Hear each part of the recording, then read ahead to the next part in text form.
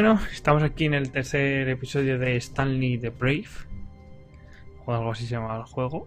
Volvemos a estar en la oficina del principio y esta vez vamos a seguir todo lo que nos diga la voz en off.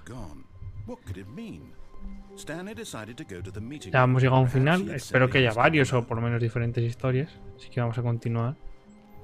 Si queréis enteraros bien de lo que dice la voz en off, ver los episodios anteriores. Vale, que sí, que entro por la puerta de la izquierda. Entro por la puerta de la izquierda. Y ahora me voy a la oficina del jefe.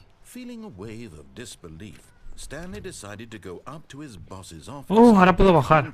Vamos para abajo. Vamos para abajo. Una luz roja. Claro. A ver qué hay aquí. Un coche. He considered the possibility of facing his boss, admitting he had left his post during work hours. He might be fired for that. And in such a competitive economy, why had he taken that risk? All because he believed everyone had vanished? His boss would think he was crazy. And then something occurred to Stanley. Maybe, he thought to himself, maybe I am crazy. All of my co-workers blinking mysteriously out of existence in a single moment for no reason at all? None of it made any logical sense. And as Stanley pondered this, he began to make other strange observations.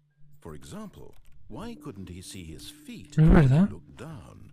Why did doors close automatically behind him wherever he went? And for that matter, these rooms were starting to look pretty familiar. Were they simply repeating? No, Stanley said to himself, this is all too strange. This can't be real.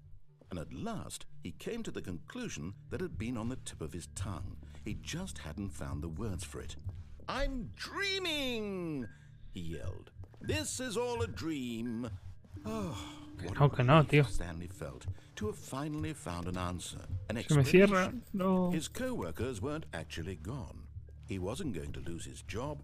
He wasn't crazy after all. And he thought to himself, I suppose I'll wake up soon. I'll have to go back to my boring real-life job pushing buttons. I may as well enjoy this while I'm still lucid. So, he imagined himself flying and began to gently float above the ground. Then he imagined himself soaring through space on a magical starfield, and it too appeared. It was so much fun, and Stanley marveled that he had still not woken up. How was he remaining so lucid? And then perhaps the strangest question of them all entered Stanley's head. One he was amazed he hadn't asked himself sooner. Why is there a voice in my head dictating everything that I'm yo se me lo vivo preguntando un rato. Now the voice was describing itself being considered by Stanley, who found it particularly strange. I'm dreaming about a voice describing me, thinking about how it's describing my thoughts, he thought. And while he thought it all very odd and wondered if this voice spoke to all people in their dreams, the truth was that, of course, this was not a dream. How could it be? Was Stanley simply believing that if he's asleep, he doesn't have to take responsibility? Que no sé si seguir o no. Stanley is as awake right now as he's ever been in his life. Now, hearing the voice speak these words was quite a shock to Stanley. Ahí va. He knew for certain beyond a Estoy en un doubt bucle. that this was in fact a dream. Did the voice not see him float and make the magical stars just a moment ago? How else would the voice explain all that? This voice was a part of himself too. Surely, if he could just... He would prove it. He would prove that he was in control, that this was a dream.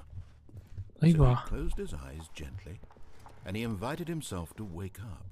Hola. He felt the cool weight of the blanket on his skin, the press of the mattress on his back, the fresh air of a world outside this one. Let me wake up. Venga, déjame despertar, pesado. I'm through with this dream. I wish it to be over. Let me go back to my job. Let me continue pushing the buttons. Please, it's all I want. I want my apartment, and my wife, and my job. All I want is my life exactly the way it's always been. My life is normal. I am normal. Everything will be fine.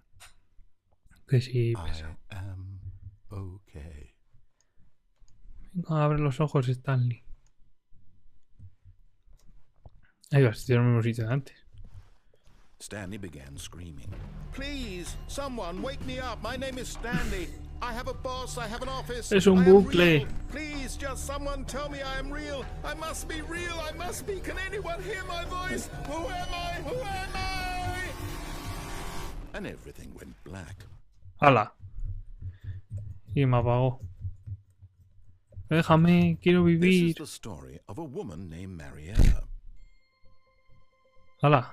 Mariella woke up on a day like any other. She arose, got dressed, gathered her belongings, and walked to her place of work.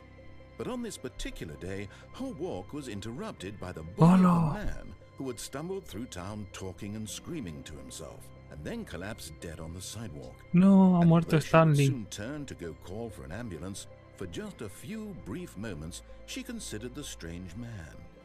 He was obviously crazy. This much she knew. Everyone knows what crazy people look like. And in that moment, she thought to herself how lucky she was to be normal. I am sane. I am in control of my mind. I know what is real and what isn't. It was comforting to think this, and in a certain way, seeing this man made her feel better. But then she remembered the meeting she had scheduled for that day. The very important people whose impressions of her would affect her. ¿Encontraremos a la mujer o será by otro extension, final the esto de rest of esto? her life. She had no time for this, so it was only a moment that she Ah, stood también la there, mujer vaya staring down at the body. And hobby then que she tenía. turned and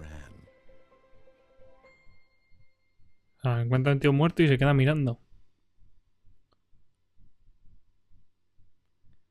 Pues vale. Bueno, volvemos al principio, así que acabamos aquí este episodio. Espero que os haya gustado, que le deis me gusta, favoritos, que os suscribáis al canal, que nos sigáis en Twitter @truth_youtube, en Facebook True YouTube, y nos vemos en otro vídeo. Adiós.